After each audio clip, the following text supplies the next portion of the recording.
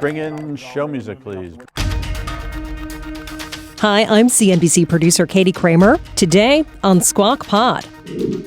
Standstill in Washington. The government remains shut down for more than a week, and some members of Congress are growing weary of the standoff. New York Republican Mike Lawler joins us. To me, this is about solving a short-term problem while actually giving us time to fix the longer-term issues here. The latest hot artificial intelligence startup moving house, an AI veteran of Meta and IBM's Watson, Jerome Pesenti joins us. I believe that humans plus language models will always be greater than just language models. His learning platform, Sizzle AI, is being acquired by Campus, a college startup backed by Peter Thiel's Founders Fund, among others. Tade Oyerinde.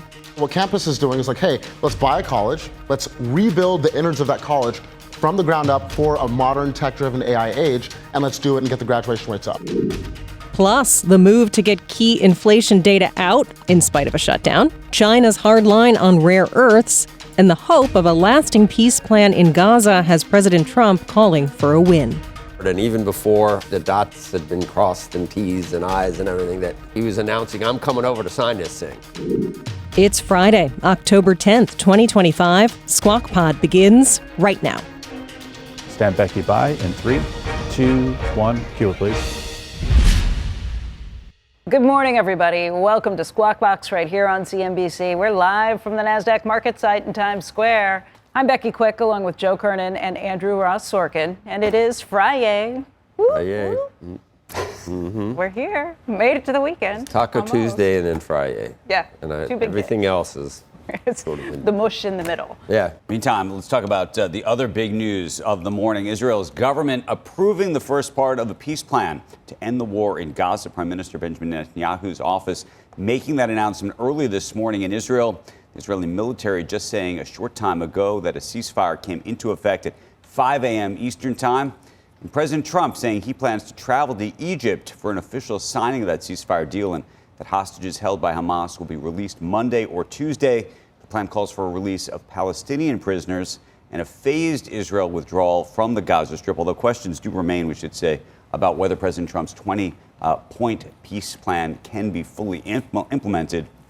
Officials tell NBC News the U.S. is preparing its options now to deploy as many as 200 U.S. troops to Israel to support stabilization in Gaza and the flow of humanitarian aid. So put this one in the good category, yes. in a very good category, in one of the great categories for today and hopefully for a long time. Yep. A lot of conjecture about how it happened and different tactics. Journals got an op-ed piece and a front page Give the president piece, turning it upside credit down. and give Jared Kushner a lot of credit. And Witkoff and And Witkoff relationships and the rest that have of it, been yes. made, in the first administration. It's pretty unbelievable. Interesting in front page of the Journal, the story just says that there's a lot of assumptive closing going on. It's like Trump was saying, look, this is happening and you got to get on board. And even before a lot of the dots had been crossed and T's and I's and everything, that he was announcing, I'm coming over to sign this thing. So, you better get ready. You know what we forgot to talk about the other day, and I'm going to get to this BLS thing, because there's Taco Tuesday and Friday. I'm going to start wearing some of that body lotion that smells like donuts. For you. What? That was out yesterday in the Wall Street Journal, and I wanted to talk to you about. I've totally spaced and forgot to talk to you about it yesterday. So it's never too late. What are they calling it? The I missed it. I am not aware of what you're talking about I'm going to at say all. Smell like how donuts. smelling like a donut became the latest body care craze. It was Wow. just But that's nothing new. Because for years, I don't know. Body Works This had the smells like vanilla and this sugar smells like a cinnamon. glazed Krispy Kreme. Yeah, but vanilla and sugar Could be cinnamon. a problem. I like you already. I like you You already. don't have it I'm on just today. No, I don't. I'll smell my normal, like that Saturday Night Live thing. Oh, boy. Girl. Reports say, Molly Shannon. Yes, That I was can't fun. remember her name. We've got this going for us. Reports say the Bureau of Labor Statistics is we're calling some furloughed employees. They're going to help work on releasing the September CPI inflation report. It's originally scheduled to be published next week. It's unclear when the BLS will have it all ready to go, but reports say it could likely be by the end of the month. And if that happens, it could be used by the Fed in its next interest rate decision, which is scheduled for October 29th. This may be even more important Yeah. than the other reason that they're putting it together. Yeah, in September CPI report, also critical for determining Social Security's annual cost of living adjustment. So You better not fall behind on that. Right. Right. China beefing up its security of semiconductor imports. The Financial Times reports that customs inspections began recently with the goal of making sure that local companies are following Chinese guidance and not ordering less powerful Nvidia chips that are specifically engineered for China. The FT says that senior Chinese officials have determined domestically produced chips are now as powerful as the China-specific ones that are made by Nvidia. Separately, the New York Times out with a report that says the Commerce Department is investigating a Singapore-based data center company with ties to China for potentially helping Chinese company evade those U.S. export restrictions. But guys, this gets pretty interesting. This is what China's been talking about for some time, messaging that they don't want these lesser Nvidia chips. It hasn't been enforced to this point, but this is an enforcement action stepping up. And you can look at this two ways. They either think that their chips are better or at least as good as those lesser Nvidia chips, or they're trying to put pressure on America to loosen its export restrictions so that they can get better chips too, which is part of this whole game that's playing out. When Jensen Huang was here, we talked about that whole issue of what to do about things that are out of your control, like the government's fighting over what you can and can't export. His point, at least, is that if you don't allow American technology to be there 5-10 years down the road, nothing will be built on our systems, and that weakens the U.S. advantage. But obviously, that's him pushing his point of view because China makes up a big portion of their sales still. China. And this rare earth stuff is deep. Yeah. In fact, we'll talk about it at some point. Anything with a value of more than 0.1% has to be okayed by China if the rare earth materials used in it are and it's used in absolutely everything we do over here. And it was the reason they were able to get these trade talks kind of more pressure when they withheld rare earths. It was a big deal. They're back to this is even worse because this is spelled out, and one individual quoted calls it the economic equivalent of nuclear war. It's obviously being used as a gambit or as a bargaining chip for everything else that goes along with. And China's saying it has to do with it's being used in defense equipment, but it's used in I guess magnets, every single chip that is used in cars and Tesla. But it's very restrictive, and it's like what are our tariffs on China now? 30 to 50. They want us to go to zero from 30 to 50%, and this might go. You understand why the administration is making moves to buy up positions in miners, which is in its infancy. Yeah. The article said, even though we've been making some strides, the Biden administration even tried, but we're in our infancy in being able to provide these things. Let's tell everybody about the latest right now on the government shutdown, which is now on day 10. Two funding bills failing, I should say, to pass the Senate now for the 7th time. Meanwhile, President Trump saying he plans to use the shutdown to permanently cut government initiatives popular on the political left. During a cabinet meeting at the White House, Trump said that he would only be cutting what he called Democrat programs. It's unclear what he meant, though the White House has already said it would cancel billions of dollars in climate-related funding for Democratic-leaning states. It's also frozen $18 billion in funding for New York City's infrastructure and $2 billion in Chicago transit project funding. So we got that to worry about. Or hope for. Are we going to talk about Letitia James? You want to throw that into the stew? They didn't put it in there. I don't necessarily want to talk about that. If you have, it's understandable, and it's understandable the reaction that we're going to get. If you run on your entire platform as I'm going to get Trump, you shouldn't be surprised when he's president, he's going to come back and do it. Two wrongs don't make a right, but as the left never once criticized the lawfare used against Trump, now their hair is on fire about lawfare being used against her. It's not good you could say that it's not good either way, but hey, how many times has the left said, no one's above the law, no one's above the law? If she did this, she'll get her day in court. They're both felonies, the things she's accused of, and a grand jury is the one that handed out the indictment, so see what happens. You weren't. It's just so. It gets tiresome when the right is not going to say anything about this and the left didn't say anything about what was done to Trump. It's just where everybody's in their corners and it's just tribalism. No, and because it's to me, but actually, it's banal. you and I used to have conversations about the. It's not interesting, Andrew, and it's tiresome. Not interesting? No, it's to watch left and right go into their corners and point fingers and say, you did this, you did that. Well, you did this. Well, you didn't say anything about this. Well, you didn't say anything about this. Are you surprised that Trump is doing this after she ran on a platform that I'm going to go after Trump? I am, because I am in the following way. You believed him when he said, I'm not going to. Right. Oh, yeah. So I wasn't supposed to believe him? Is that the first time you believed anything Trump said? I thought you told me I was supposed to believe what he says. I don't expect you ever to believe anything he says. This is the first time you believe something. It's good. We're making progress then that you believe. Take him seriously, though, but not literally. I don't even know what that means anymore. Look, the truth is, I think you'll agree with this. I think there are state. If she committed mortgage fraud, is she above the law?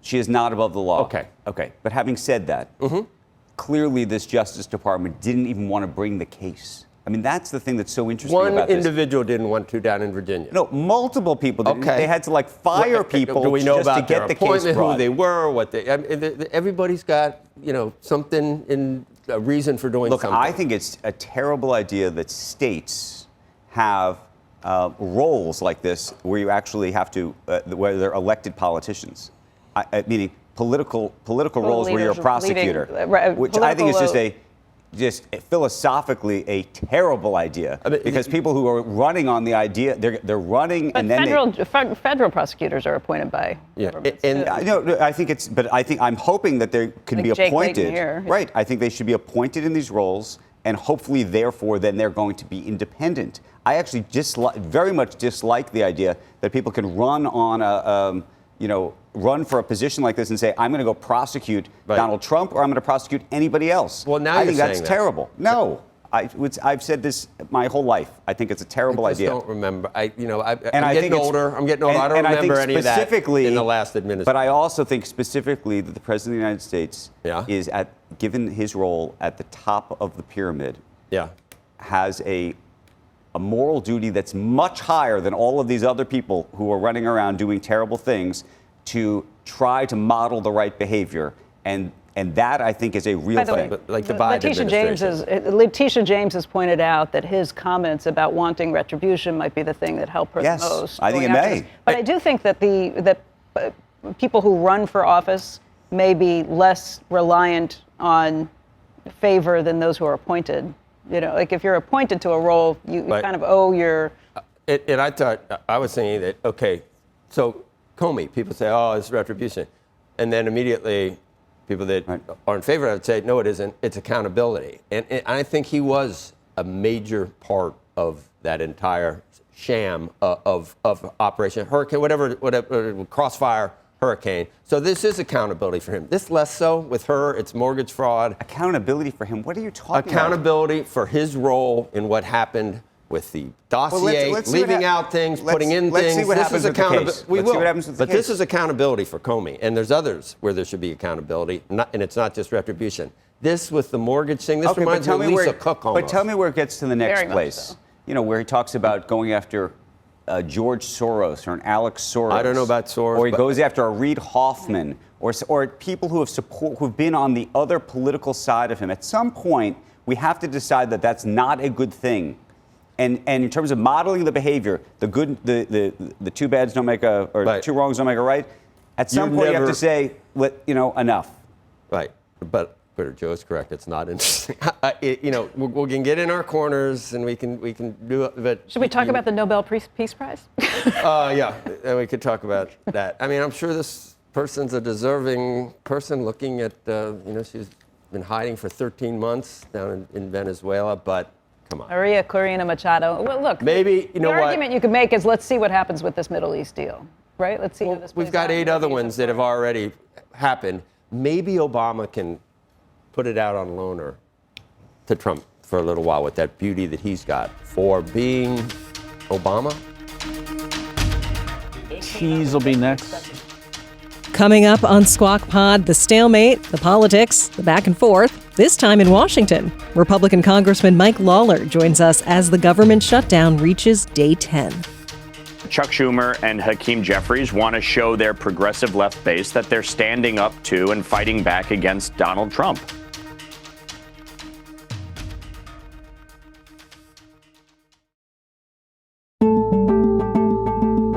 And we're back. This is Squawk Pod. We are hitting day 10 of the U.S. government shutdown, and tensions are high on Capitol Hill. Let me ask you a question. For years, you always lectured about how we need to keep the government open. You're making a show of this to no, make it's yourself sad. relevant. It's sad. You could easily sign on to You're this. embarrassing yourself you could right sign now. On to this. You're not going to talk. You're not going to talk to me. You're not going to talk to me and talk and over me New York because you don't want to hear what I have to say. Oh, I'm listening. So why don't you just keep your mouth shut? Oh, because you showed up. Is that the way to talk? You showed up. Yeah. And so you voted for this one I big signed ugly on bill. To this. You can extend it right now. A permanent extension of massive tax breaks for your billionaire donors. So 90% of Americans. House Minority Leader Hakeem Jeffries, who represents part of Brooklyn, and Congressman Mike Lawler, who represents part of New York City's suburbs, argued in front of cameras this week, both frustrated by the stalemate across the aisle over extending the Affordable Care Act tax credits. Hakeem Jeffries joined us on Squawk Box yesterday after this disagreement. Medicare is facing a possible cut of $536 billion at the end of this year if Congress doesn't act, connected to that toxic piece of legislation that Republicans enacted, which hurts everyday Americans in order to reward their billionaire donors with massive tax breaks. And by the way, those tax breaks were made permanent. And then now we're facing the Republican refusal to extend the Affordable Care Act tax credits in an environment where the cost of living is already too high, and Donald Trump has broken his promise to lower costs on day one. You can catch that full interview on your Squawk Pod feed. Naturally, we had to invite Congressman Mike Lawler to the program. Here's Joe kicking off that conversation. Congressman, it's good to see you. Is there a possibility of a year extension? What happened? Isn't that what you were presenting to Leader Jeffries the other day? What caused that whole ruckus? Precisely, Joe. I mean, I went over to ask him to sign on to a one-year extension of the Affordable Care Act premium tax credits that were put in place during COVID. Democrats put them in place for 4 years, slated to expire at the end of this year. And so I asked him to join a bipartisan bill to extend it by a year, since he claims this is what he cares about and is what he is fighting for. And one would think that if there's a clean one-year extension on the table, that he would be interested in doing that. But the reality, Joe, is that's not what he's interested in. He and Chuck Schumer have shut the government down because they are petrified of AOC and Zohran Mamdani. You heard in the exchange, he refused to answer whether or not he supports Zohran Mamdani, wouldn't condemn him. Wouldn't condemn him on the show about his Blame the Jews statement on October 7th that he put out. And it just speaks volumes to what this is really about, which is Chuck Schumer and Hakeem Jeffries want to show their progressive left base that they're standing up to and fighting back against Donald Trump. Well, and you heard him in his own statements there. Yeah, he brought up Trump immediately with you. He said, did your boss send you over here or something? But is it possible, and I can see why, if you came to me with that, I don't know whether you are, is it possible to get a one-year extension? You could get that done. Did he just doubt whether you could get that done, or is it not really what they want? I think it's possible, but it's not really what they want. But I think if the objective is to ensure that the American people don't see a healthcare premium spike, if the objective is to keep the government open, then there's a very easy way to do this. Pass the clean CR that is sitting in the Senate right now. Get all of your Democrats to sign on to this bill. There's already 14 Republicans on it. And we can put enough pressure on leadership to move the bill. But you don't do this at the barrel of a gun. and you don't hold the American people hostage, which is precisely what he's doing, which is contrary to all of his previous statements on this matter. And that's why I went over and called him out. You know, he said last week, if you have something to say it to my face. So I went and said it to his face, and obviously he didn't like that very much, which is why he was melting down, yelling, screaming, stammering, sputtering all over the place, couldn't answer a question, and just kept yelling about Trump and, you know, saying that I'm embarrassing myself. What's embarrassing is that he and Chuck Schumer are holding the American people hostage for no reason. And that's what I was calling out. A lot of Republicans that are, I don't know, maybe they're more conservative, they don't want to, they want these subsidies to lapse. And they point out that the lapsing of the subsidies isn't the reason that Obamacare and premiums are getting more expensive every year, that it's flaws in the program itself. So they want to just nip it in the bud. But and Joe, they make a very valid point. If you look at then why health extend it a insurance year? premiums, Why extend it a year? You are giving the Democrats what they and do I smell an opening here for a deal? Is that the way this is going to finally happen? Is this the way that the reopening occurs? They get a year extension and vote on the clean CR? Is that what you think? Yeah, so I'll answer both questions. First, my colleagues are right in pointing out that health insurance premiums have risen by over 60% since Obamacare took effect nationwide. So Obamacare was intended to do a number of things, including reducing the overall cost of health insurance and increase access. It has failed miserably in its objective, and the only way it has become affordable is with these premium tax credits and these subsidies, which are used to pay the insurance companies. Right. What I'm saying is, look, we are obviously at a point where this is slated to expire. Americans are struggling after 4 years of Joe Biden's inflationary policies. We don't want to crush them with healthcare spikes. And so if you extend this a year, it buys us time to actually fix the fundamental problems with our healthcare system. That to me is a reasonable approach so that the American people don't suffer because of the incompetence of the Biden administration putting these premium tax credits in for 4 years slated to expire, and an Obamacare system that has actually made healthcare less affordable for the vast majority of Americans. So to me, this is about solving a short-term problem while actually giving us time to fix the longer-term issues here. That would be about a $45 billion expense. Over 10 years, I understand it's about $450 billion to extend those. So you're talking about a tenth of that. But what guarantees would Democrats have that after they reopen the government I mean, how would this be written? How would they agree to doing that? Because it sounds like there's a possibility that, I mean, I think you're giving in to Democrats, and that's not, on closing the government, they're getting exactly what they want for not voting for a CR. That's a bad precedent, but at least we'd get the government reopened again.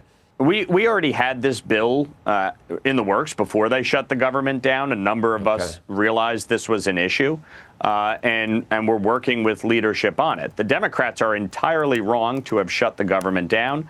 They're entirely wrong to trying to be extort leadership and the White House and try to get their policy demands. This is a serious issue that we have to address, however. And so my point is open up the government, pass the clean CR that has been sitting in the Senate for nearly 3 weeks. Chuck Schumer always said, we got to keep the government funded and open. We got to pass clean CRs. You don't, bang your fist on the table. You don't stomp your feet and demand your way. So they need to do that. They need to open the government. Leader Thune has already said they are open to discussing these subsidies once the government is open. So to me, there's no guarantee to give them. There's no quid pro quo. They need to do their job. They need to make sure our troops are getting paid. They need to make sure that those Americans that rely on critical programs like WIC and SNAP have the funding for that. We have a clean CR to do all that. So pass it, open the government, and then let's address fiscal year 26 approach and issues like this. I was trying to figure out why Leader Jeffries is so involved. It's already passed the House, but I guess I'd have to ask you the have to ask you the same question. It's not your problem. It's Schumer's problem and Thune's problem. But it is a problem. And military pay is coming up, I think, in a couple of October 15th. So it'll be over by then, don't you think? I think something. No, no. Unfortunately, Joe, no, I don't think so. I think Chuck Schumer is so petrified of his left flank. Remember back in March, the military's not going to get paid. Grief. All the government workers are not going to get paid except for congressional members. Right. Well, look at Schumer's quote yesterday. Every day is getting better for us. Who is us? The Democrats, not the American people, not our military, not our border patrol. This is fundamentally wrong. It's why, by the way, when Joe Biden was president, I pushed back against Republicans who wanted to shut the government down over the open border policies. While I fundamentally disagreed with Biden's open borders, I did not think shutting the government down was actually going to solve the problem. And herein lies the fundamental issue. They are not shutting the government down over health care. They're shutting the government down to show their progressive left base that they're fighting. That's what this is about. It has nothing to do with health care. If it did, they would actually sign on to the bill that would extend it by a year. And that's what I was going to Leader Jeffries to point out, the absurdity of his position. Yeah, but that made him that made him very uncomfortable when you put it in the light of day like that. I can see his point. It's like, oh, stop. Anyway, thank you. Cuomo, it was 22. It's now 13 points difference. Is there any way that Mamdani is not the mayor? Look, I think obviously so long as it's a three-person race, it makes it very difficult to get to 50. To get to 50, which is really what needs to happen here. Whoever the opposition is needs to get to 50. But obviously Cuomo is seen a little bump with Adams getting out. There's still some time left. You got to duke it out and make the case to New Yorkers about how disastrous Zohran Mamdani really will be. You looked at his blame the Jews statement the other day, which was unconscionable. At a time President Trump is negotiating peace, he's blaming the Jews for being victims on October 7th. And you look at his policies from freezing the rent to free busing, government-run grocery stores, defunding the police, shutting down prisons, legalizing prostitution. It's absurd. It's absurd on its face, and it will lead to a mass exodus out of New York. So New Yorkers need to put politics aside, and we need to rally and make sure that Zohran Mamdani is not the mayor of New York City. All right, Congressman. We asked Jeffries, Leader Jeffries. He said he's going to say something in a couple of weeks or something. If you don't like what he's getting ready to do, you should be able to say it now, I would think. And they're all feckless about that because they're going to have to work with him. But if he's mayor, anyway, thank you.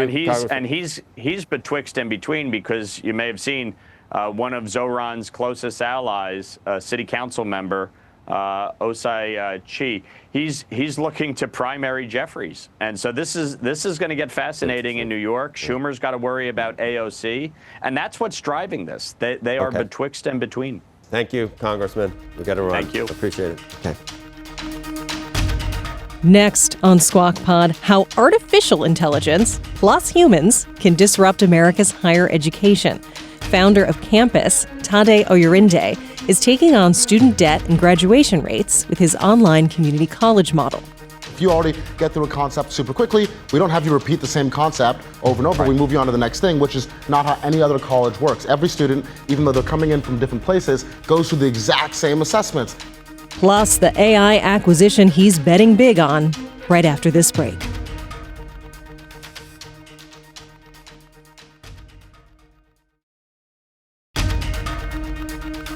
Welcome back to Squawk Pod. 3, 2, stand Andrew by. Up and Andrew, cue. You're watching Squawk Box on CNBC on this Friday morning. I'm Andrew Sorkin along with Joe Kernan and Becky Quick. New this morning, online community college campus is acquiring AI learning app Sizzle, which was founded by Facebook's former head of AI, Jerome Pesenti. I got that one right. Yes. Who's now going to be joining the campus as the company's CTO. Campus backed by several notable investors, including OpenAI's Sam Altman, Shaquille O'Neal, Joe Lonsdale, and Figma's co-founder and CEO Dylan Field. And joining us right now in an exclusive interview is the campus's founder and Chancellor Tade Tade, I can't do your last name for me so that I don't totally butcher it. Come Oyerinde. Oyerinde, and my entire Nigerian family is going to be making fun of the way I just pronounce it, but it's better than you were going to do. Why are they going to make fun of you for that? I want to hear You know, it's never just quite right. Okay. Are you capable of doing it, right? That's as close as I am pretty much capable of doing, but yes. Okay, so thank you for waking up early and coming in this morning. Help us understand what this deal is about and what it's going to do.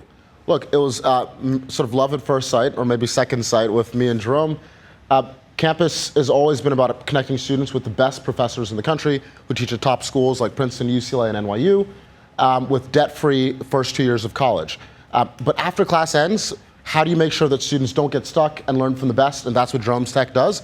Super excited to acquire the Sizzle team and bring them onto campus. Tell us about Sizzle. Well, we create an app for people to learn anything, supported by AI. We don't give people the answer. We help them learn, what they have to learn. We figure out their gaps, we get them up, and we get them going.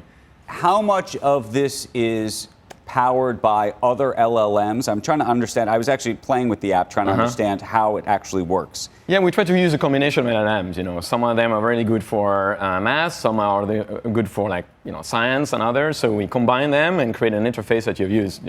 And in terms of how it's going to update over time, the reason I was asking about the multiple LLMs is because as I was looking at this, I was thinking to myself, every time OpenAI updates its LLM or Anthropic updates its LLM, you are likely going to have to update on the back end the prompts and how it works, because each time they do this, it changes. And I didn't know if you were building your own model or if there were other models that we are fine-tuning integrated on top of this, or how this all really works. But our strength is to understand the students. So it's to figuring out what they need to learn, and I have a very detailed map of what the concept they understand and what they don't understand. And how much of this also involves your own IP in terms of the actual materials that are underlying it all?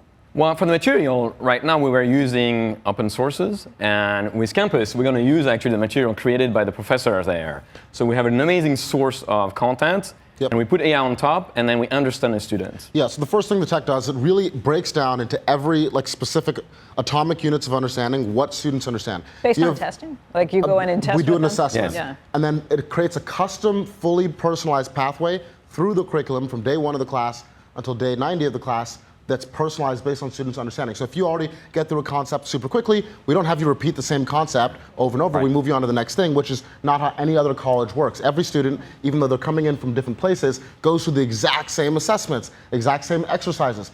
With Campus, we're going to be the first college where actually every single step of the class is personalized for each student. Oh, can I ask a terrible question? And it's a hard question, which is, do you have any fear or worry that as the large language models unto themselves get better and improve on their own, that they effectively can do what you're already doing in terms of what the moat turns out to be around the business? I believe that humans plus language models will always be greater than just language model. Yep. So you need to train people to be really good and excellent at using them and even more competent. So I think the expectations are higher. I mean, you're better with a calculator. The calculator didn't replace you. No, I don't mean it like that. I mean it like whenever ChatGPT 6 comes out, whether I will be able to interact with it and ask it the same questions and maybe even say, hey, build me the equivalent of Sizzle, provide all of the sort of background that the professors that are part of the campus network are already doing. And therefore, that's I think, the bigger sort of question about, by the way, the durability of all of these businesses. Yeah, look, we're a college. We bought a college 4 years ago. You cannot replace college with just an LLM. Students need to actually connect with professors, build relationships with them. It's super important to actually get students to graduate. So if you think about the typical two-year college today, the graduation rate in America is 27%. And if you look at the students who don't graduate, which is 2/3, they leave with an average of $5,700 in student loan debt. That's today. And so what Campus is doing is like, hey, let's buy a college. Let's rebuild the innards of that college from the ground up for a modern tech-driven AI age, and let's do it and get the graduation rates up. Does Sizzle replace any of the professors or the graduate students who might have been doing things in the past? Never. It's all about supplementing what students are doing outside of class. After class ends, today at Campus, it's all live online instruction, but after class ends, all they have is their textbook. Now they're going to replace ChatGPT, which is just giving them the answer. Well, actually, ChatGPT is not giving them the answers anymore because my son said nobody uses it at school because it won't just write your paper for you anymore with the new guidelines. Oh, ChatGPT will definitely write your paper. Let me tell you, you got to double check with your son. But instead, I think he's scamming you. I honestly don't think he uses it. I wrote this. I know his voice. Instead of getting just the answer, it's actually going to break things down, understand what your deficiencies are and your prerequisite understanding, and take you But through then a it says personalized what? process. Like, you don't get this, let's go over it again, let's do a test It walks you again. through It's it. constant. It gives you the step, and especially it doesn't get you stuck. So often, if you don't have support, you get stuck on something. It tells you, okay, how do you write the first sentence? How do you write the second one? How do you do the first step of that problem? Math may be more important. Here's the thing that I think about a lot with these services, especially when it comes to AI.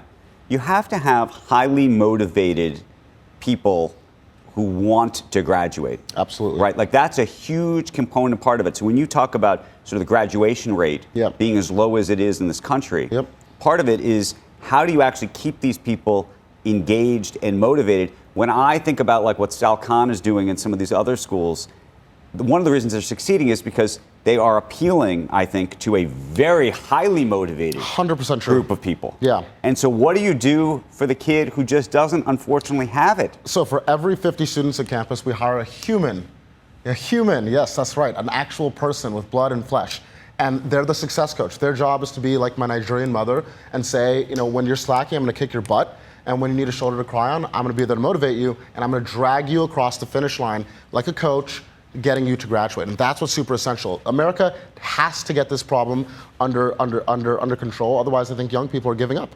I think when you talk about, the sort of grave dancing we saw after Luigi Mangione and that whole situation, young people are like actually hopeless. And I don't think this is discussed enough. For us to actually get this country back on track, we have to get rid of student loans and say no more student loan debt. $2 trillion is unacceptable. Let's get our higher education system working again and get young people into practical skills training. We're going to go over time, but just tell the audience, because they probably don't know, the economics of how your business works. Yeah. Sure. You get a Pell Grant. We already have a free college program in this country. It's called a Pell Grant. And by the way, a Republican Senate just voted to increase funding for it. $10,000 a year for up to 6 years. Most Americans are eligible for this grant. Campus works under the $10,000 a year tuition threshold. So 86% of our students pay nothing out of pocket. What's the benefit, or why would any of the incumbents go along with that? Because you're basically disintermediating their profit centers. Any of the incumbents, meaning like four-year universities, they love us. We're sending them students. Instead, like if you have, you go to campus, you do 2 years, then you transfer into NYU, UCLA, Princeton to finish your last 2 years of college. Do they have coaches who kind of follow through? Can they replicate your model in any way? No one else can figure out how to make the economics work, where you actually have the human coach, you actually have the AI doing the back office and the after class and support. We figured out how to do it and still make a profit. Gentlemen, I want to thank you. Congratulations. Please come back. I want to follow your progress on all of this. Sounds good. Thank you. Thanks for having us. And that is the pod for today and for the week. Thank you for listening. Squawk Box is hosted by Joe Kernan, Becky Quick, and Andrew Ross Sorkin. Tune in on TV weekday mornings on CNBC at 6 Eastern. Or get the smartest takes and analysis and interviews from our TV show right into your ears when you follow Squawk Pod, wherever you like to get your podcasts. We'll meet you right back here on Monday. Have a great weekend. We are clear. Thanks, guys.